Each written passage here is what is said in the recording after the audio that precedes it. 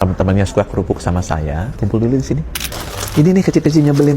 Kerupuk ini enak sih, apalagi makannya pakai kecap. Wah, enak banget. Yummy, yummy, yummy. Orang Sunda sukanya makan kerupuk. Tapi satu kerupuk ini tahu nggak teman-teman? Ini setara dengan 65 kalori. Jadi kalau 10, ini 650 kalori. Jadi tahu nggak sih, makan kerupuk sebanyak ini kalorinya sama dengan kita makan nasi lengkap seperti ini. Ada karbohidratnya, ada proteinnya, tahu, tempe, dan ada yang enak, ayam bakarnya. Jadi teman-teman mau nyemil ini nggak kenyang, atau makan ini kenyang?